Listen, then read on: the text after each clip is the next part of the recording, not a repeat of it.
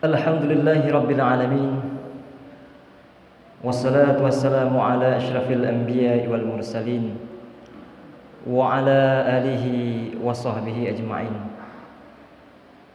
Rabbi shrah li sadri wa yassir li amri wahlul 'uqdatam min lisani yafqahu qawli. Segala puji bagi Allah Subhanahu wa taala. Selawat dan salam bagi junjungan Nabi besar Muhammad sallallahu alaihi wasallam. Kaum muslimin rahimakumullah. Pada abad 17 dialah Adam Smith, salah satu tokoh ekonomi klasik, yang menyatakan bahwa salah satu faktor penting untuk mencapai titik kesejahteraan adalah maksimalnya sumber daya manusia. Dalam hal apa? Dalam hal mengelola harta-harta pertanian.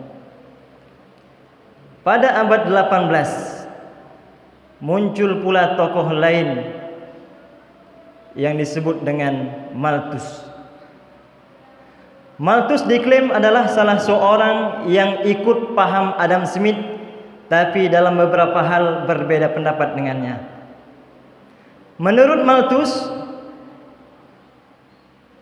tidak bisa SDM maksimal kalau hanya mengelola pertanian.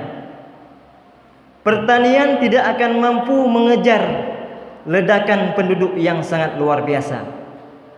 Oleh karenanya Malthus mengatakan bahwa kalau mau maju, penduduk harus ditekan.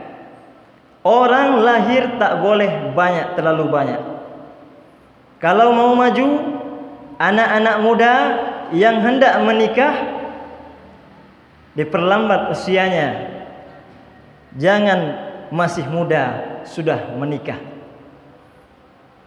Kalau tidak, bagaimana? Saya pesimis dengan pendapat yang disebutkan oleh Adam Smith, bahwa kemudian akan terjadi malapetaka yang besar, akan terjadi ketimpangan yang besar, akan terjadi kemiskinan yang cukup luar biasa. Kaum muslimin rahimakumullah, apa yang kita rasakan sekarang ini mungkin tak jauh berbeda dengan anggapan Malthus abad 18 dulu. Bahkan kita sebagai provinsi Aceh masuk ke dalam 10 besar wilayah termiskin versi Badan Pusat Statistik Indonesia. Kalaupun kita melihat lingkungan kita, tak jauh-jauh dari data tersebut, kita rasakan begitu banyak orang-orang yang kemudian diterpa oleh fenomena canggihnya dunia teknologi. Kalau dulu seorang pembeca menarik beca ada penghasilan 500.000, dengan kecanggihan teknologi, karena dia dimakan usia, tak mampu mengikuti, kalah dengan ojek-ojek online. Inilah ternyata selaras dengan apa yang disebutkan Malthus. Tapi Islam, kaum muslimin rahimakumullah, tidak juga sependapat jikalau orang yang ingin melahirkan ditahan-tahan, anak-anak muda yang full penuh nafsunya kemudian dilarang menikah. Bukan ini yang hendak diluruskan oleh Islam. Menghadapi ketimpangan ini, siapa yang bertanggung jawab? Maka Islam mewariskan sebuah resep penting yang jika diaplikasikan ini, maka kesenjangan itu dapat berkurang. Datang sekelompok orang menjumpai Rasulullah.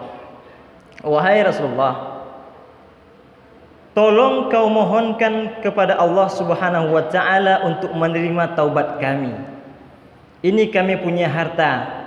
Boleh kau ambil semua, boleh kau ambil separuh, boleh sesukamu kau ambil. Apa jawab Rasulullah? Wahai sahabat, aku tidak direkomendasikan, aku tidak diperintahkan oleh Allah Subhanahu wa taala untuk mengambil hartamu. Baru kemudian turunlah ayat At-Taubah 103 yang berbunyi khudz min amwalihim shadaqatan tutahhiruhum wa tuzakkihim biha wa shalli alaihim inna salataka sakanan lahum. Khudz, ambillah dari sebahagian harta mereka itu. Agar apa? Agar harta itu mampu membersihkan dan mensucikan mereka. Dan mendoalah kepada mereka. Sesungguhnya doamu itu memberikan ketentraman kepada mereka. Kaum muslimin rahimakumullah, baru kemudian periode Madinah lahir sebuah resep yang kami sebut tadi, dialah lembaga Baitul Mal. Maka Baitul Mal pada zaman Rasulullah itu levelnya sama persis dengan lembaga keuangan yang kita kenal di zaman modern. Dia mengelola apa? Dia mengelola zakat, dia mengelola infak, dia mengelola wakaf, dia mengelola sedekah dan harta-harta Islam pada masa lalu. Kaum muslimin rahimakumullah, berlanjut pada masa Abu Bakar, khalifah yang pertama. Muncul pula nabi-nabi palsu yang kemudian menyatakan bahwa zakat itu tak ada lagi. Kalau Rasul ada dulu kita bayar zakat. Kalau Rasul sudah tak ada, sudah tak wajib kita bayar zakat. Apa sambutan Abu Bakar radhiyallahu anhu terhadap statement ini? Katanya sangat keras, wallahi la uqatilanna man farraqa baina zakati wa shalah, inna zakata haqqul mal. Demi Allah, orang yang berkata demikian akan aku pisahkan kepala dengan badannya. Sesungguhnya tidak boleh memisahkan antara kewajiban salat dan kewajiban zakat, dan zakat adalah haknya daripada harta. Kaum muslimin rahimakumullah, kemudian masuk pada periode Umar radhiyallahu anhu. Salah satu kebijakan yang penting diambil oleh Umar dalam rangka mengejar dampak zakat adalah mengenakan sanksi 20% terhadap wajib zakat yang kemudian mereka tidak serius dalam menghitung zakatnya. Bahkan kuda sebagai objek zakat yang tidak kena zakat pada zaman Rasulullah, dia ijtihadkan kuda masuk sebagai salah satu hewan kena zakat. Kaum muslimin rahimakumullah, masuk kepada periode Utsman radhiyallahu anhu. Salah satu kebijakan yang diambil oleh Utsman adalah setiap orang kaya, tapi kekayaannya itu sebahagian dihutangkan kepada orang lain. Dia punya uang, tapi uangnya itu dihutangkan kepada orang lain.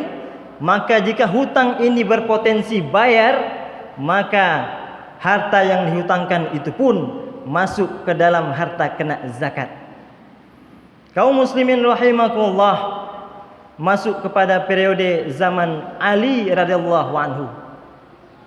Salah satu kebijakan yang diambil Ali dalam rangka memaksimalkan potensi zakat, yaitu dibolehkannya membayar zakat hewan ternak dengan uang. Kaum muslimin rahimakumullah, untuk apa dilakukan ijtihad sedemikian rupa? Dalam rangka memaksimalkan dampak zakat, infak, sedekah terhadap kaum muslimin yang kekurangan. Hadirin yang dirahmati Allah, kapan puncak kegemilangan zakat itu? Puncaknya ada pada masa Umar bin Abdul Aziz. Dari Sana'a, ibu kota Yaman, ke Darul Bayda, ibu kota Maroko, kalau ditempuh menggunakan pesawat terbang 8 jam. Menantang kemudian Umar bin Abdul Aziz, kalau kamu dapat menjumpai fakir miskin sebesar wilayah kekuasaan itu, maka beritahu kepadaku, akan aku cukupkan keperluan-keperluan mereka. Hal ini mengisyaratkan kepada kita bahwa ternyata zaman Umar Abdul Aziz ijtihad dilakukan sedemikian rupa, pengelolaan zakat, infak, sedekah dilakukan secara kolektif, sehingga hasilnya pun dapat dirasakan secara nyata.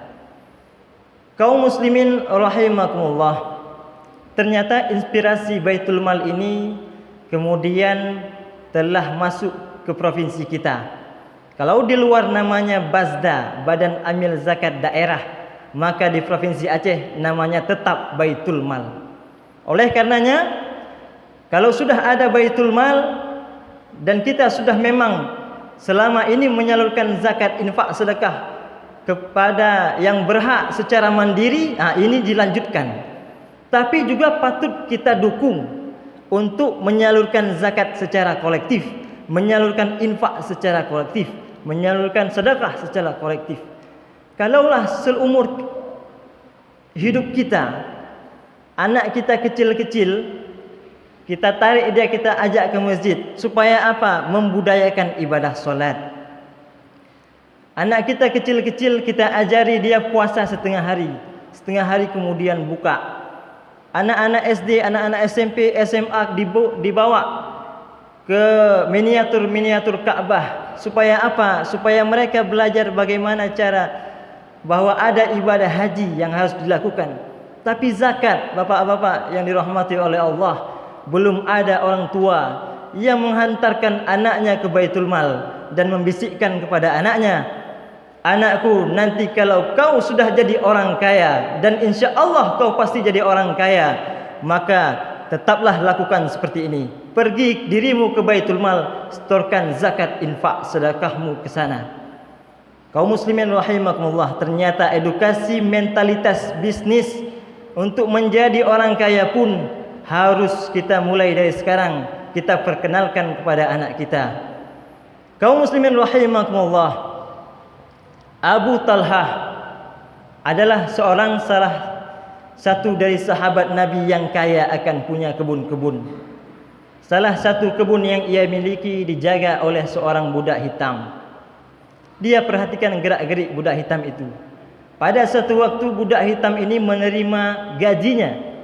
Gajinya bukan THR, gajinya bukan gaji bulanan, gajinya bukan gaji tetap. Yang diberikan hanya 3 potong roti per hari. Kaum muslimin rahimakumullah, datang seekor anjing menggosok-gosok ekornya di betis budak hitam tadi. Si budak hitam pun refleks, dia paham betul bahwa anjing ini ingin roti yang ia miliki. Karena kasihan, iba diberikannya lah roti yang pertama kepada anjing tersebut. Habis dimakan anjing, ternyata kemudian digosok-gosokkannya lagi ekor anjing tadi ke betis budak hitam tadi, mengisyaratkan bahwa dia menginginkan roti yang kedua. Karena kasihan, karena sayang, diberikan lagi roti kedua kepadanya. Setelah diberikan roti yang kedua, ternyata anjing belum berhenti. Dia masih menggosok-gosokkan ekornya yang kemudian dibetis budak hitam tadi. Budak hitam tadi pun kasihan lagi dia, diberikan roti yang terakhir miliknya pada hari itu. Setelah kenyang, baru kemudian anjing ini pergi. Abu Talhah memerhatikan tingkah laku aneh bagi dirinya. Kalaulah semua roti yang ia berikan itu kepada anjing, lantas apa yang ia makan? Dipanggillah budak hitam. Ta'al ya budak hitam, kemari. Datang budak hitam tadi. Ditanya oleh Abu Talhah, itu roti sebagai upahmu, kenapa kau berikan semua? Jawab dari budak hitam, aku ini sangat kasihan melihat anjing itu. Mungkin aku masih bisa makan besok. Hari ini aku berpuasa saja. Kaum muslimin rahimakumullah, yang disumbangkan oleh budak hitam itu namanya bukan zakat. Yang disumbangkan itu bukan wakaf, bukan infak, bukan sedekah. Yang disumbangkan itu adalah separuh apa yang ia miliki. Bahkan semua kebutuhannya pada hari itu dia berikan semua, bukan kepada orang, kepada anjing.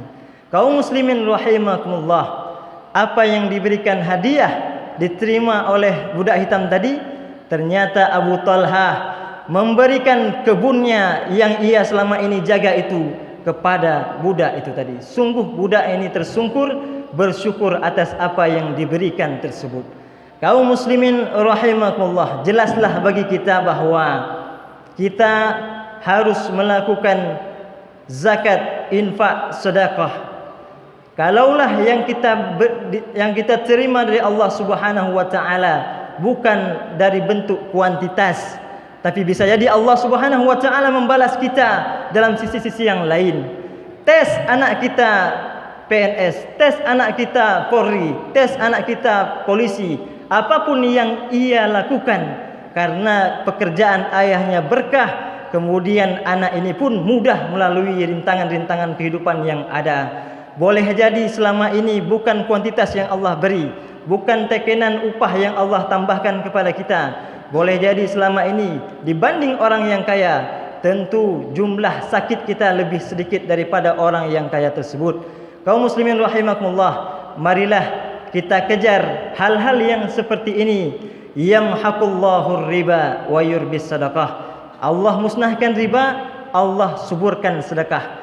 Maka oleh karena itu ternyata dalam zakat, infak, sedekah ada instrumen yang dapat menyuburkan harta kita. Kalau dia masuk dalam harta kita, maka otomatis janji Allah akan mengembangkannya. Kaum muslimin rahimakumullah, mudah-mudahan apa yang kami sampaikan dapat memberikan inspirasi kepada kita. Kalau kita bisa berinfak, sedekah secara kolektif, mungkin banyak program akan dapat dilakukan. Bahkan Pemprov DKI Jakarta bersama Badan Amil Zakat Nasional hendak mendirikan sebuah rumah sakit kaum duafa. Ini cukup sangat luar biasa. Berapa amal yang akan kita dapatkan jikalau kita sedekah kepada lembaga-lembaga yang independen seperti itu. Kita sedekah 10.000, kemudian uang kita lari ke fakir miskin sedikit, lari ke mu'alaf sedikit, lari ke gharim sedikit, lari ke pembangunan daya, lari kepada pembangunan rumah-rumah janda. Ini ternyata luar biasa jika dikolektifkan. Alhamdulillah, alhamdulillahi rabbil alamin. Allahumma salli ala sayyidina Muhammad wa ala alihi wa sahbihi ajma'in. Ya ayyuhan nas, ittaqullaha haqqa tuqatih wa la tamutunna illa wa antum muslimun. قال الله تعالى في القرآن الكريم: بسم الله الرحمن الرحيم.